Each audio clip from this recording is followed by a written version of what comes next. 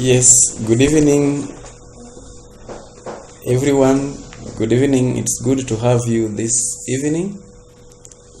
I hope we are all ready to get started. Is everyone able to hear? I hope we are all able to hear, able to unmute ourselves whenever necessary, and be able to participate fully.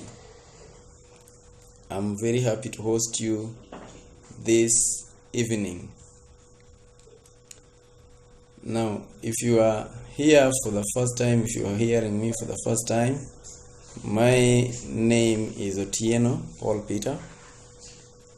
I have been talking and training about leadership for a good number of years. I can't remember, over 10. I've been a student of leadership, I think, from the time I was age 10.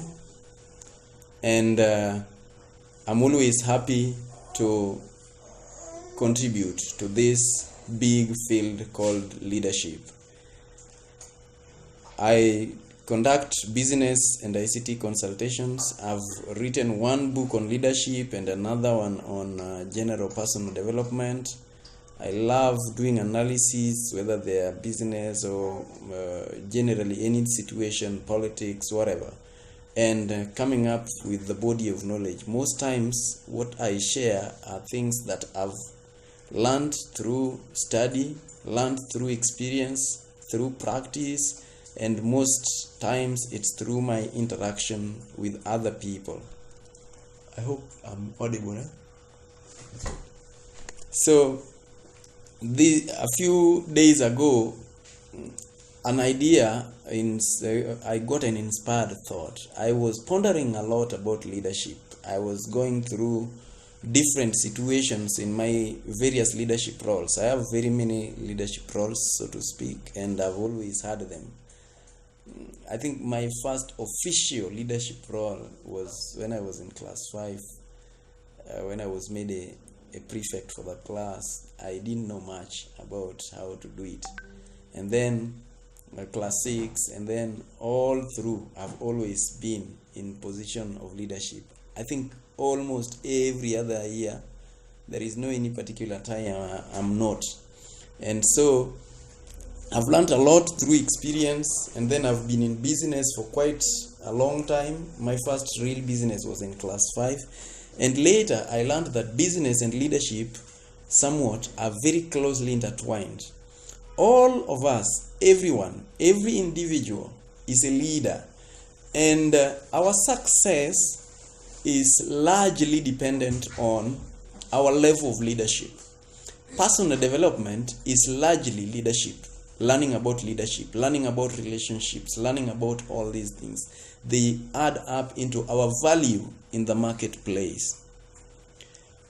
If we want our value to go up, then we've got to keep learning. As we often say, nothing gets better until we get better. Nothing changes until we change. Most times at the beginning of the year, I ask people, you hear people are excited that it's a new year, or just around 31st of December, everyone is celebrating. But then if you ask them, what's going to make this year any better than last year? And most times it's based on mere hope. And hope in itself is not a strategy enough. We've got to keep upskilling. We've got to keep getting better. We've got to learn. Much of our success is not based on our technical skills. Technical skills are good. You can be the best engineer. You can be the best pilot. You can be the best architect. You can be the best anything. But the truth is, there is always something that you can do. You can always be better by learning to be a leader. You will always get your value up in the marketplace by becoming a leader, by improving in your leadership. If you don't improve in your leadership, as I'd said, everyone is a leader, only that it depends on which level. I sometimes say that perhaps the best place to start when you're leading is herding cows.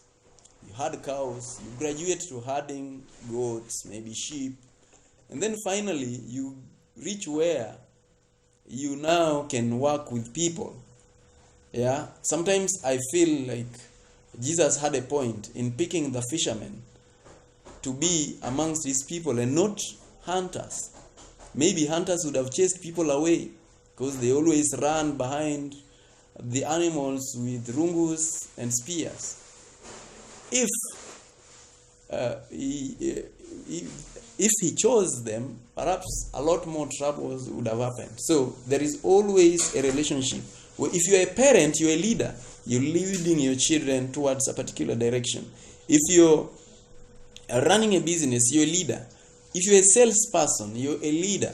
Because selling, as I often say, is the first step of leadership. You're trying to make people to think the way you think. And so, it is always important that each and every individual keep growing in the leadership scale, and that is what will make you and me live our dreams. I realized that after getting even first class in the university, after excelling academically, there is always some bridge that remains to be crossed before we become those people that can be called successful. And now in all this story of leadership, in our leadership roles, there are a few mistakes that I've often seen repeatedly. And I felt like this is the moment I'd talk about them. And so this evening we will just discuss not all of them. We cannot exhaust the list because I'll just be sharing for probably 40 minutes. After that, we can have questions. If you have certain questions, you can always post them into the chat group. And after that, we will be able to respond to them and even hear comments or some other experiences people would love to share. And so, I am your host, Otieno Paul Peter. Very happy to be here. What's the first mistake that people do? What is it? And the first I would love to talk about this evening is the idea of mission. Most people get into leadership without a full grasp of the mission they are supposed to perpetuate. You are getting into, let's say, church leadership, club leadership, maybe institutional leadership like university, maybe country leadership, county leadership, political, that is. But do you understand the essence of that particular role or that particular organization? What is the role of a government, for example? The role of a government would be to make lives better, lives for the citizens, by providing security, providing roads, providing social amenities, providing communication, all sorts of things. But when we get into that leadership without understanding the role that we should play, we end up misleading, so to speak, or basically wasting people's time and resources, wasting energy, wasting all that we have, wasting our time. Because by the end of the day, our time merely passes like that. And I've often seen this, people jump into leadership and they are busy doing other things. Take, for example, a church. Perhaps a church leadership would be to propagate the gospel. A Christian church should be propagating the gospel of Jesus. The question is, the moment you get into a leadership position for a church or a church group, is every activity you're doing, you're involved in, is every decision you're involved in going to help in one way or the other to perpetuate the mission for that organization? One thing I've come to learn is most people don't even understand what a mission is. And even in our own organizations, you can ask yourself whether you understand the mission for the organization for which you work or with which you work. We are only concerned about our own rewards there. So it's always important to understand what is it that this institution is here for. a university, for example. It's there for research, for academics and things like that. But we might end up changing it to be just another business. And what would happen, therefore? We end up, that is what leads to even buying of selling certificates to people who don't qualify, because we've changed our mission to become something like making money. So let's always understand the mission of the organization before we move further with our leadership. The moment you jump into leadership, and even if you had an opportunity to choose whether you want to be in that leadership, you should have understood very well what is the mission of this organization. For clubs, for example, what is the mission of this club? Maybe doing some charity work. Is everything we are doing geared towards ensuring that we do more of that charity work and something like that? So each and every one of us, we need to ask ourselves in our positions, wherever we are we furthering the mission or we are not? And that moves us to the next idea, the next common mistake. And this is quite common again. I've seen it countless number of times. You perhaps get surprised to be given a particular position, or you just wanted it for pride or for ego, because we want some sort of recognition. But do we have an agenda as a leader in whichever the position you hold? What is your agenda?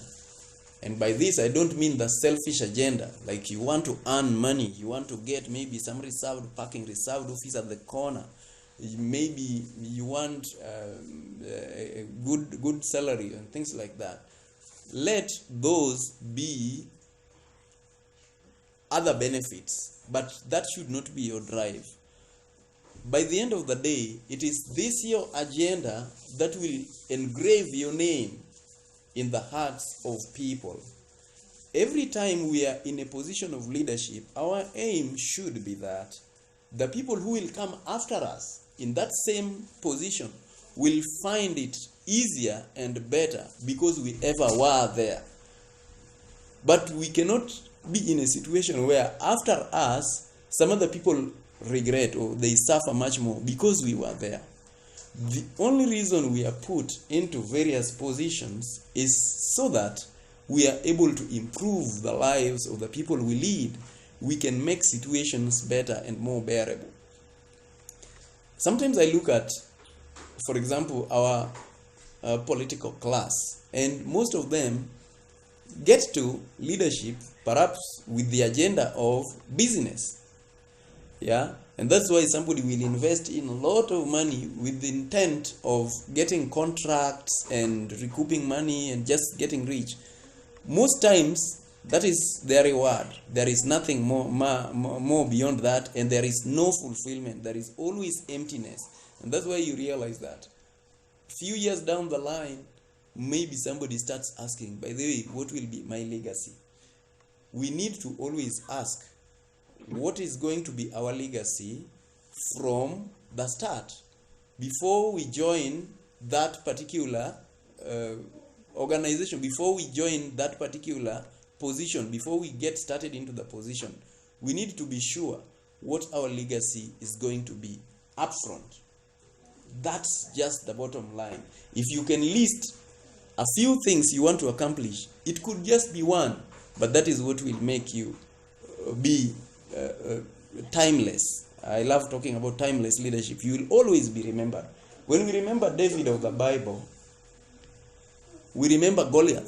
That was his leadership and the fight against the Philistines and other enemies of Israel. And after that, he was able to secure the peace for his country. You think of Solomon, after him, it's the temple. And many other people, you think of Nelson Mandela, you think of freedom, fighting for South Africans and fight against apartheid. You think of Jomo Kenyatta, you think of the Mau Mau and the fighting for freedom for Kenya. So the question is, whichever the position you are in, whether it's your company, the company you work for, whether it's church, whether it's a club, whether it's a school, wherever it is, after you are gone, what is it that people will put to your name? And if you just live there and finish your season, remember you're there for a season and for a reason. You finish your season without any meaningful reason to have been there, people will forget about you. There were so many kings of Israel, but we hardly remember them. So you can always connect this with your personal mission as an individual. Do you have a personal mission? That is life purpose.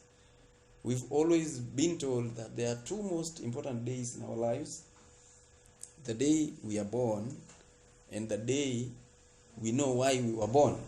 So if you've known why you were born, you can always intertwine that to your every role that you play. I remember a long time ago when something in 2006, that's about 14 years ago, when I attended one of the trainings on leadership. And at night we were sitting around the ball fire, and each and every one of us was being asked, one after the other, this particular question. And perhaps if you've never been asked such a question, this is the point at which you want to ask yourself that if you lived your full life the way you'd love to live it, let's say age 100, for example, and you are gone, and people keep coming for your anniversary. In this case, they've come for the 10th anniversary. And wherever you are lying, you can hear them speak. They are speaking about you. They are talking about the times when you are there with them together. The question is, what would you like to hear them say about you? What were you to them? What were you in their lives? Now, the moment you're able to relate that and you put it together into your leadership situation, things will never be the same again. I remember when I was in Chiromo in the year, I think that was 2013 or 2014. Not 2013 or 2014, but 2003, 2004. I was put to become, actually it was a setup, nobody warned me.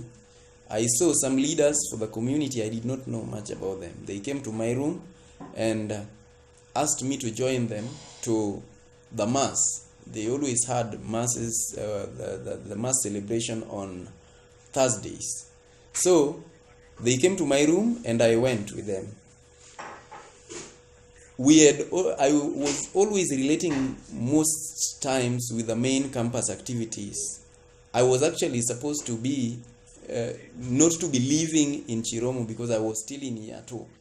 So when they came to me, I had to obey. These were my elders. They were 3rd years and 4th years. I followed them. They'd organized election. So they'd agreed to make me chairman. I was surprised. I don't know, these people, I've not been hearing about them except that they are quite a busy lot. We didn't hear much about Chiromo. And so, getting in, my first trouble was, what will I leave this community to be after I'm gone? Will it be at the same spot? And God is good. I was able to have a very vibrant team. We set up lots of things, and after us, to date, there are projects that still go on because we were ever there. Every time I look back, I'm proud of that. And this is something I often say. If you fail in your leadership, it will always haunt you. It will haunt you forever.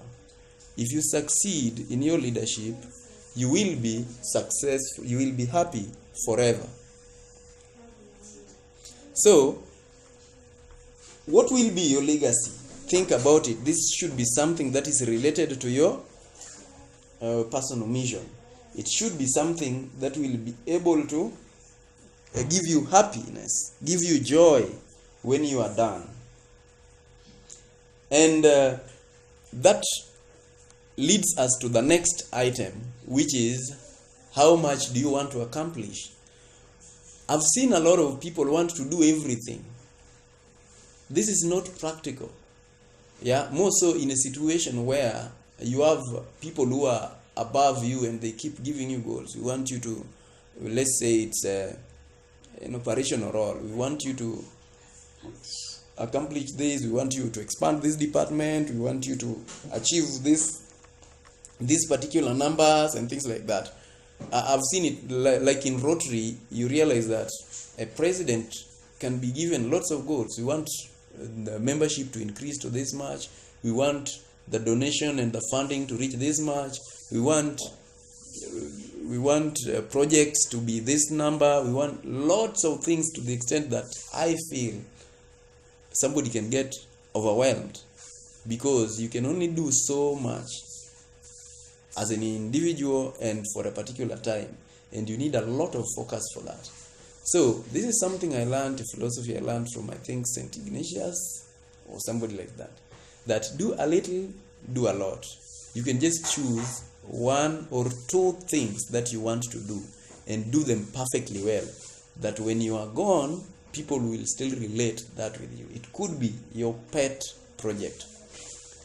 I've also read manifestos for political parties, and you can see a long list of items they want to accomplish. By the end of the day, they accomplish nearly zero, because they were not focused on just a few of them. I love the concept of the Big Four agenda that the current Jubilee government of Kenya came up with, because 4 is a good number. They can be achieved and they are measurable, and there are things that later people can look back and thank God that there was such a project, if they accomplished, that is.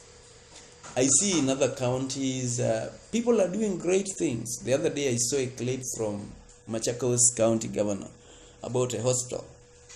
If that will be the only project that he is associated with, it's still an excellent project where people can walk into a hospital and don't need to pay and still get very good health service. So we don't need to do everything, but we can do one thing, we can do two things, we can do three things, or even 4, but they will be good enough that we will be proud of them for years to come. You do not want to be the person who will build a building, who will raise a building that collapses 2 years afterwards. You do not want to be the person who will build a road that doesn't take 3 years.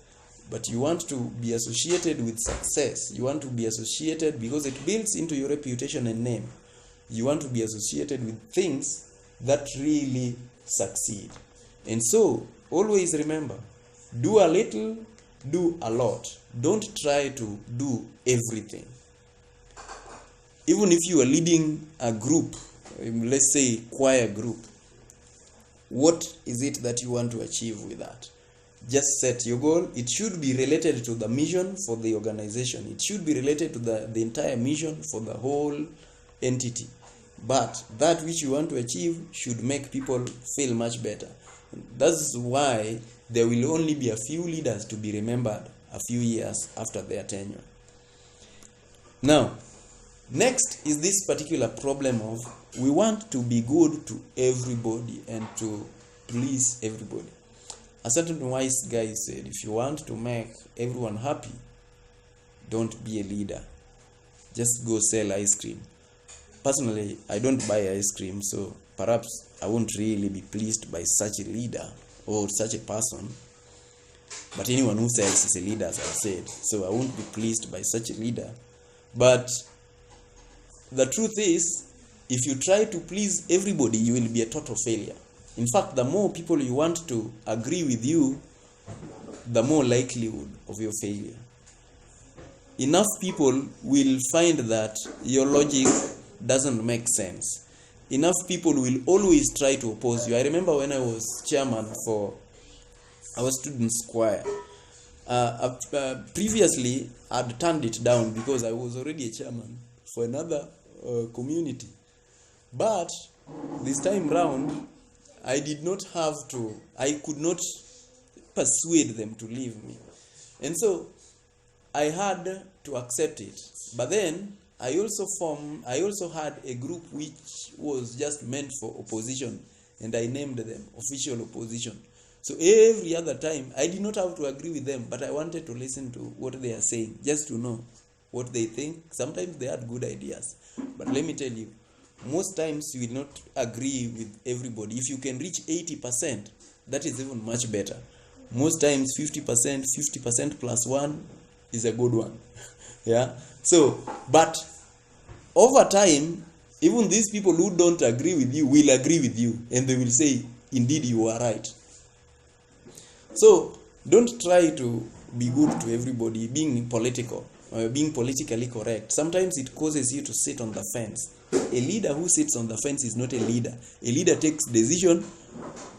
It's better to be wrong, but you made a decision, than to be right and you didn't make a decision. You are sitting somewhere in the fence. You better be making a stand, declaring your stand, rather than staying lukewarm. That's not leadership. And that's why, for most times, if I hear somebody like those in political field saying, let me go and consult my constituents, that's not a leader, that's a representative. There is a difference between a leader and a representative. A representative is sent to represent some people, and he doesn't use his brain or her brain. He uses the brain of the people who sent him. He is just a messenger, and reports what the person who sent wants. But a leader makes decisions and can go and persuade the other people that this is the right direction, let's move towards this direction, and they will buy him.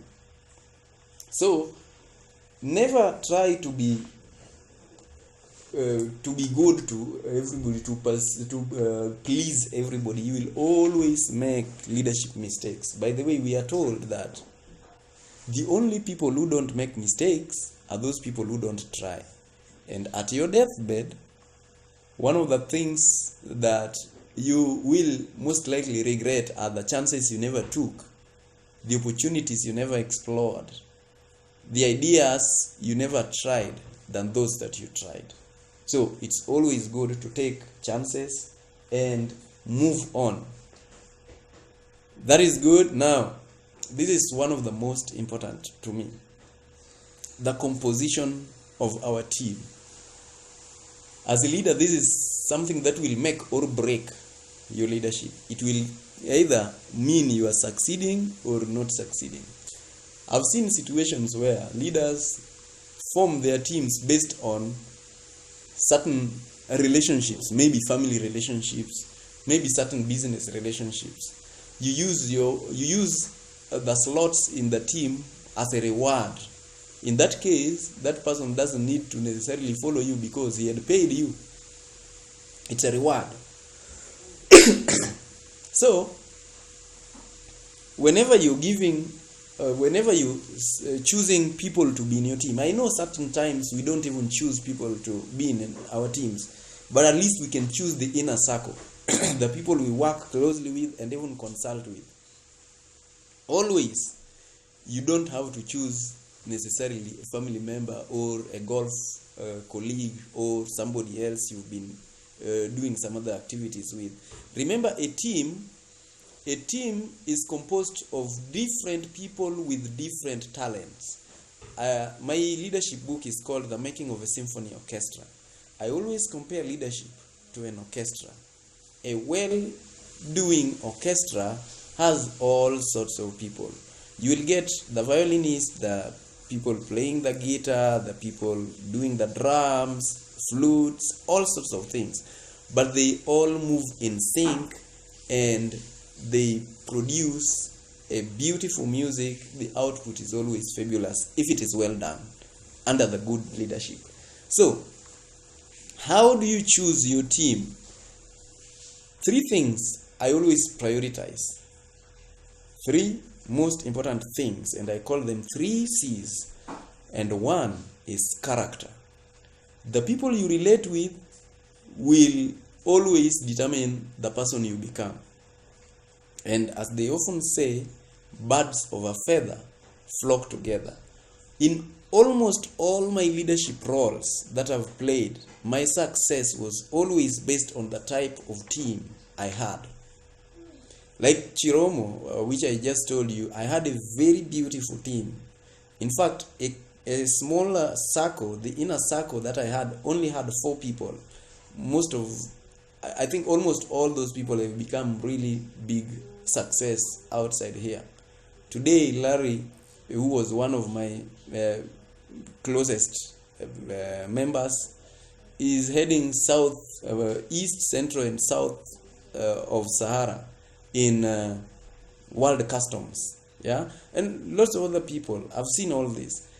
Build your team based on character. Is this somebody whom you can depend on? Dependability is very important. Is he available? Is he willing to sacrifice a little more? What is his reputation? Yes. So if you don't consider people's character, you are likely to make a miss in your composition of a team. The next thing is competence. How competent is this person that you want to put in your leadership? Yes. Is he able to do it?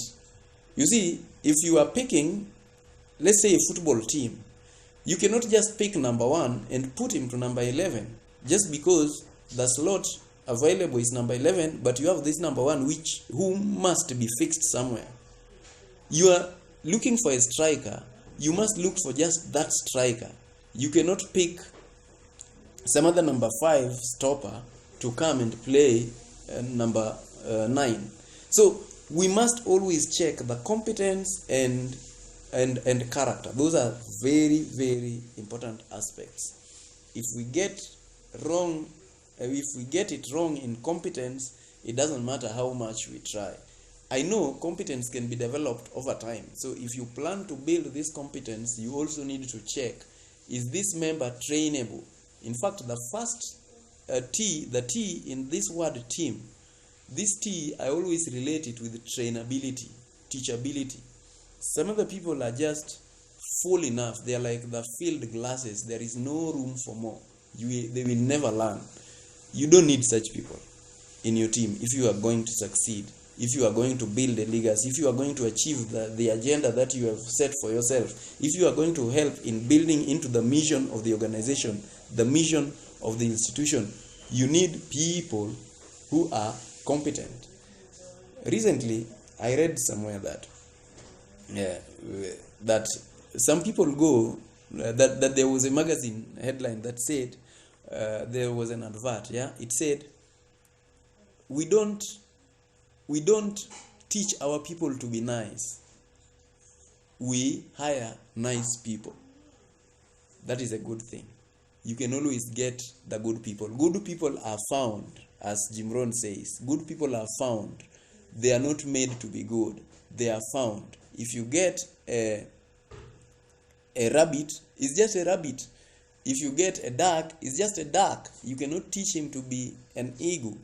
There is no amount of teaching that will make your duck to be an eagle, and vice versa. And so, as we are told, don't take your ducks to eagle school. So, character, competence, and then the last one there is chemistry.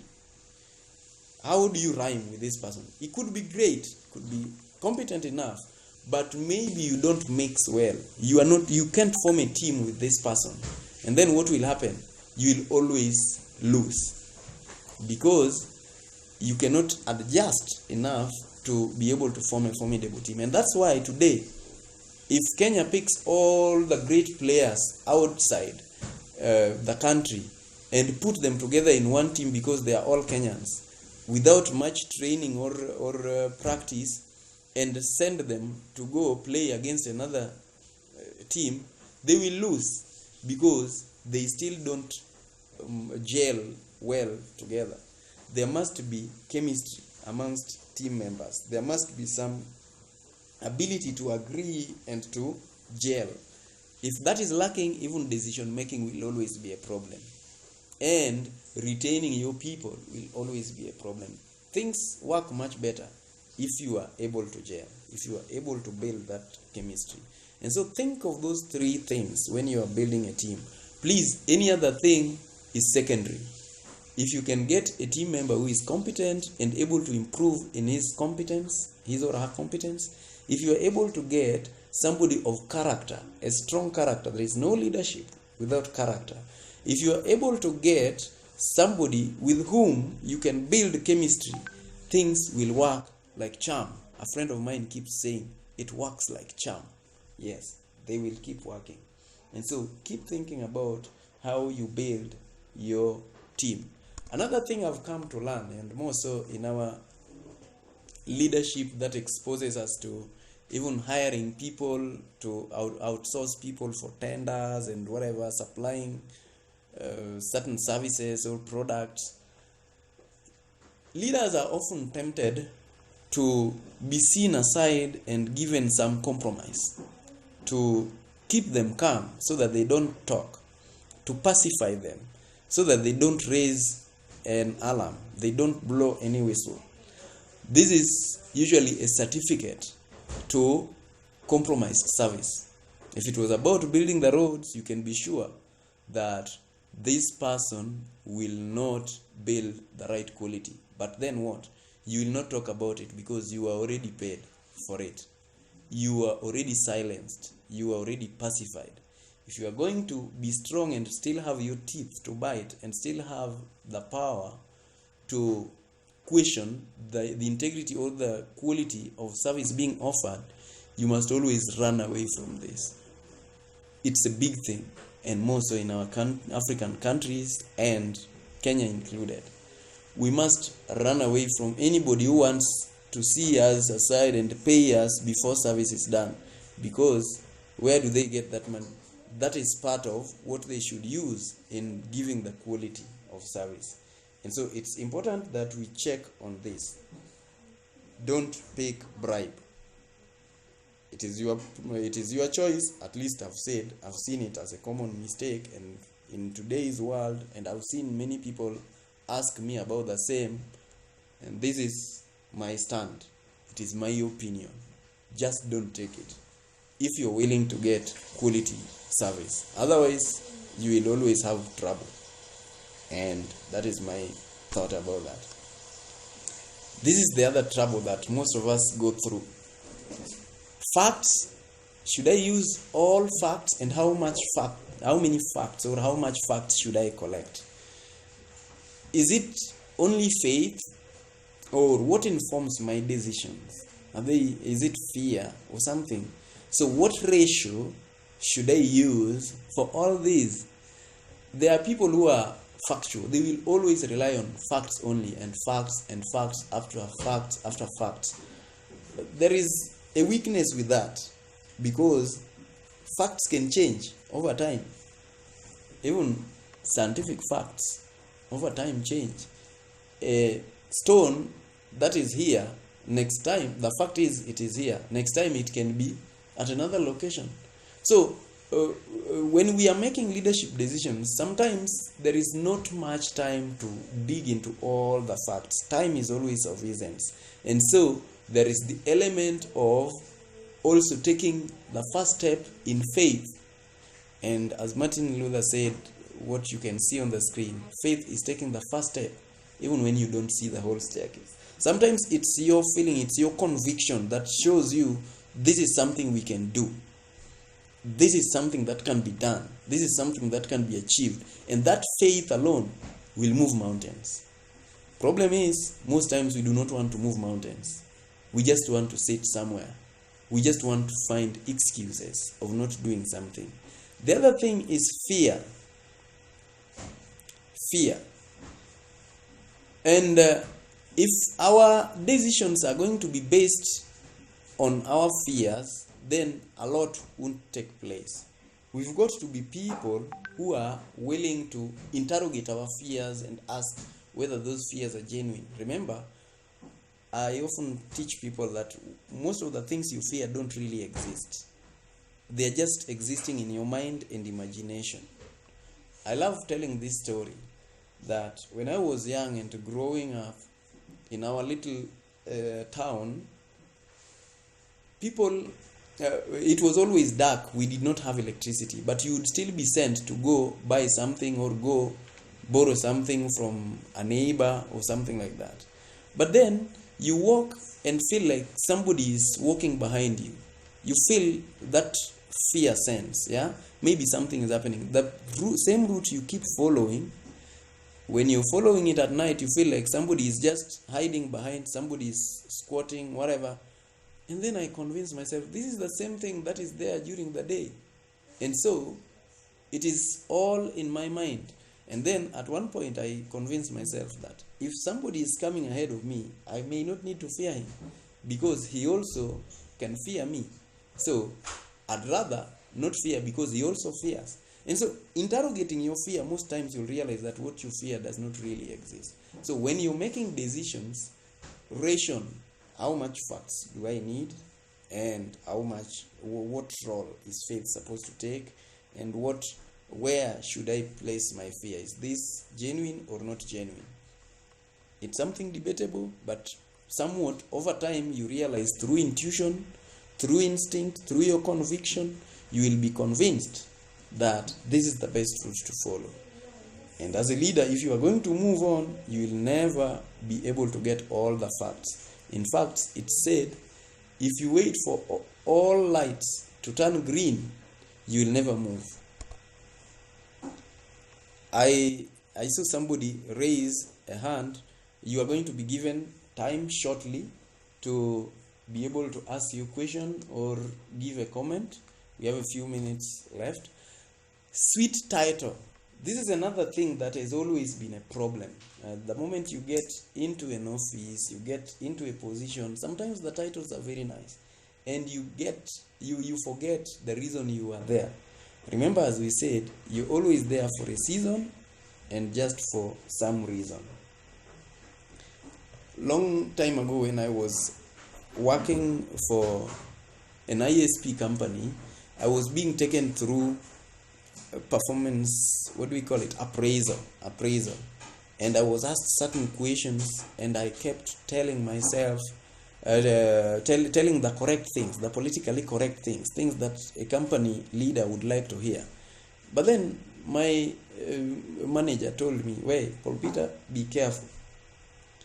That desk where you're sitting, before you were here, somebody else was sitting there. And even after you, somebody else will sit there. Always think bigger than just that desk. Think outside." And so, that thing, I held it in my heart. It's always important to know that if you are a chairman, you'll just be a chairman for a certain season. If you are a CEO, it's just for a certain moment. The question is, how much of that should you put into your mind? Don't allow power to get into your mind. Don't allow sweet titles to get into your mind. Why? It will make you even lose, your team to lose loyalty with you. You'll start trampling on other people. You start belittling, not even listening. As I often say, people learn downwards. They don't learn upwards. People learn in crisis. They don't learn in parties. People learn when they're experiencing predicaments.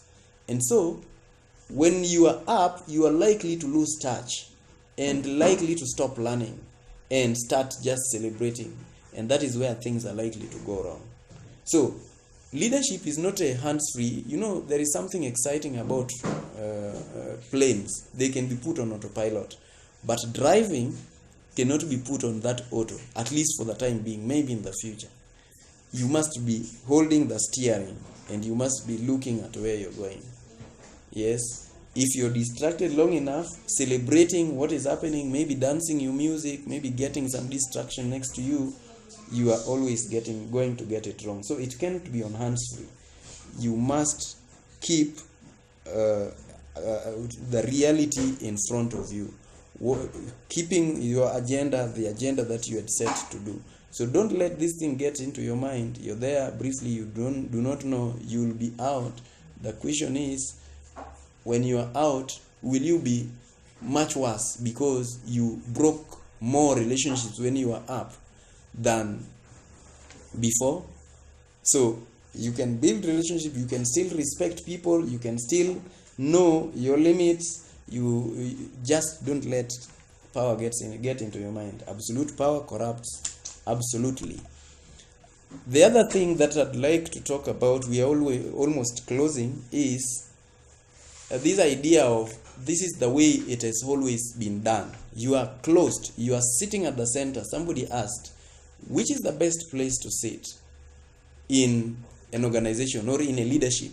Is it at the edge or at the center or at the bottom? And the answer is you should always be at the edge to be able to see other things that are happening elsewhere, probably better ways of solving problems. You can't tell people that this is the way we've always done it for the last 20 years. What is it that you're telling us? No. We must be people willing to see out and see anything new and keep upgrading, keep upskilling. I often give this example of Eveready. Eveready as a company today, it doesn't exist much. But it used to be one of the most premium organizations because they were producing dry cells. They did not sit at the edge to see where technology is going, where things are going, in order to be able to adjust. They were at the center, managing things, managing day-to-day tasks, perhaps just firefighting, which is what many leaders find themselves doing. Instead of thinking, a leader's role is to think for the organization, to come up with new ideas, to think of the future, to direct the mission, to help the organization achieve its mission towards its vision, moving towards its vision. But most times, we just have those things written on paper. So, we must keep an open mind to check better ways of solving problems, better ideas about how we've often done our processes. That is what we call process improvement, process reengineering. If you think of Jack Welch, and when he got into General Electrics, you read about that story and you realize when he came, he had to re-engineer lots of things. What is it? What is working? What is not working? If it's always been like this, is there any likelihood it's going to improve? And things had to change, and he became one of the best CEOs.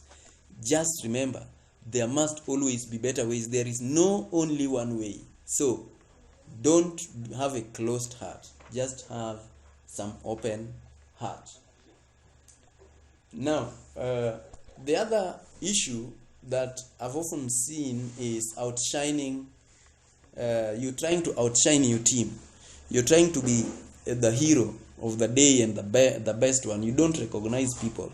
Somebody once said, I think this is Jim Rohn, he said, be so busy giving recognition because you really don't need it for yourself. If you don't recognize your team, they will not be there for you. You will not achieve much.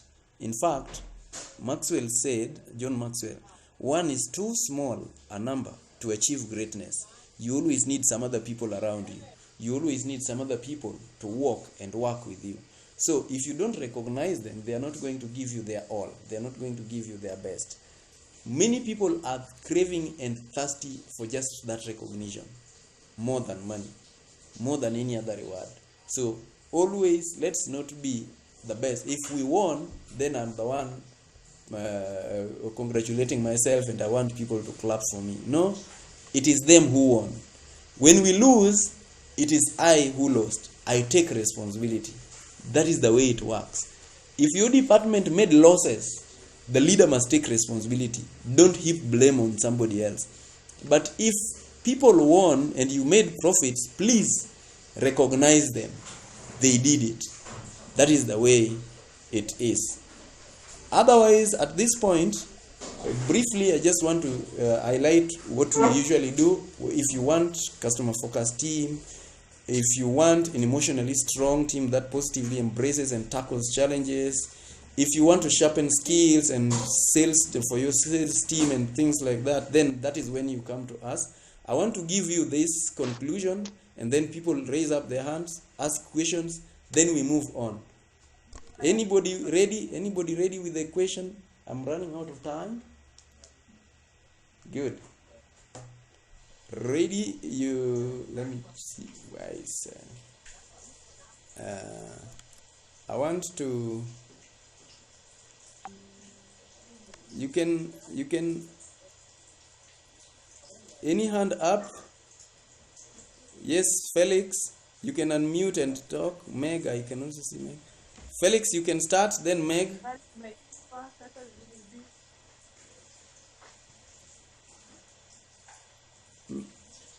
Hello, Felix. Sorry, it was a mistake. Okay, okay. Meg, are you raising your hand? You want to say something? Yes. Okay. Any question? Anybody with a question? Anybody with a question? This is my conclusion here. Most leaders are like football fans. They know exactly what needs to be done when they are outside. But the moment they get into the field, into the game, somewhat things change. So, let's be those leaders who are actually good in the game and not just good when we are seeing and having fun outside. I'm ready to hear from you your comments. We had said we will take an hour. I know we have like 10 minutes. We can still talk about a few things.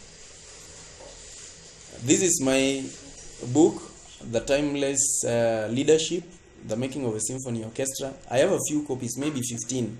If you want, just send me a text. You will be able to get it. A text or a chat. You will be able to get it.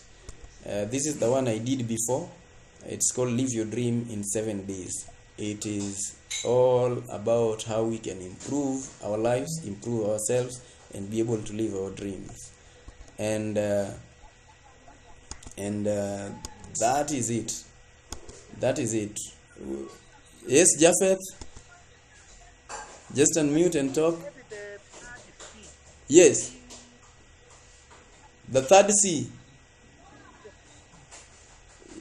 You want to know? Character. Oh, there were 3 C's: character, competence, and chemistry. The third C is chemistry. Chemistry is how you relate with people, how good you are with people, how better can you work together. There are people who just cannot work with other people. Either they are bossy, either they don't listen, either they brush everyone away. You must have a team with which you form good chemistry. You remember chemical bond, or that is too big a term in chemistry. Those molecules or atoms coming together and forming a bond, and some bonds were stronger, like the ionic bond. So when you are making up a team, you need people with whom you are able to gel well, understand each other, agree on things, and move better. That is the chemistry. The first one is competence. The first one is character. They need to be people of strong character, people of impeccable character. And then competence, they need to be people who know what they need to do and how they need to do it. And they can be trained to up their skills so that they are much, much better. They keep improving. And then chemistry. Yes, I hope that answers that question. The other person? Yes. Yes. Any other comment or question? Hello. Yes. Yes, how are you, Peter? Good. How are you? This is Samuel Kanja. Yes, Kanja. Long time. Thank you for the powerful session on leadership. Thank you very much. And just a short comment on the same. You have touched it a bit. Yeah. It's about self-awareness. Yes. I think one thing that can bring any leader down is when the leader is not self-aware. Yes. When they happen to, not to have a strong foundation of themselves. Good. You cannot lead yourself. You may not lead other people. Good. A good example is if you cannot have discipline of time, Yes. the discipline of patience, the discipline of commitment, then you demand so much of that from others, Yeah. and sometimes it becomes toxic. So I think That's every leader should have that self-awareness. That's very true, Kanja. That's very, very true. I remember even in my this same book I'm talking about, the first problem that I usually talk about is the ability to lead yourself. And most of us want to lead others without leading ourselves. That is indiscipline. And so you've put it correctly. That is one of those mistakes that we make. And as I said, it's quite a long list of some of the mistakes. So thank you very much for that contribution. I really appreciate it. Yeah. Any other?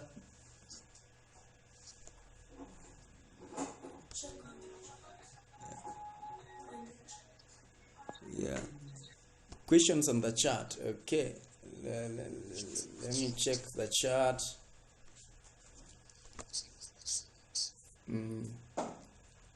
I got a question. How do you deal with yeah, there are people who fear changes, and almost everyone fears change. Yeah. So the first thing usually is to be able to know what is it that they fear. And one of the ways of getting rid of fear is getting into the details, interrogating the fear itself. And sometimes it entails just if you are quite some substantial number, you can vote about that. Then later they will realize there was nothing to fear. As I often say, what you fear doesn't exist. The other thing is checking into the facts. Ask yourself, does my fear really have any base about it? Sorry. Hello, PP. Thanks for the great presentation. Hey, a question. Is it okay to lose a member likable by most in a team if their being there will compromise the performance of the entire team? Now, this is the truth about building teams. You will always lose people. Some of them will go because of you. Some of them will go because of their own reasons. But it's okay. No one is indispensable. And as a leader, you always need to be aware that at one point or the other, you are going to lose some people. It's quite okay. The first time I started losing people, I was building a business.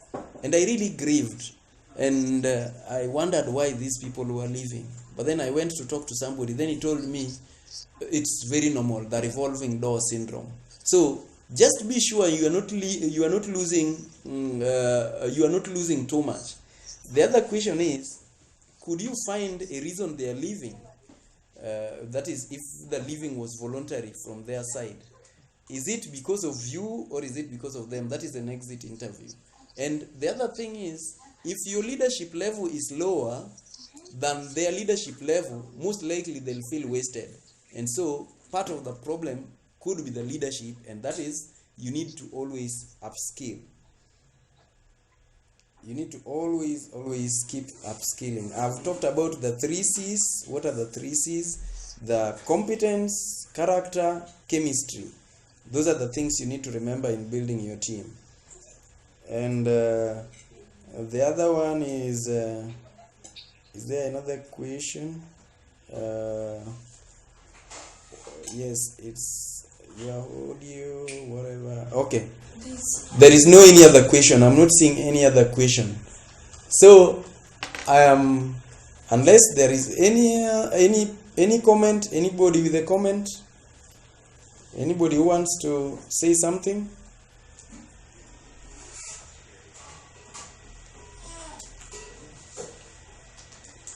Yes. Silence means none. And if it's none, then it's 8 already. We are free to finish the meeting. And as I said, if you want this book, I have a few copies. If you want this one, you can only get it on Amazon. Even this one is on Amazon and Kindle. This one is also on Amazon and Kindle.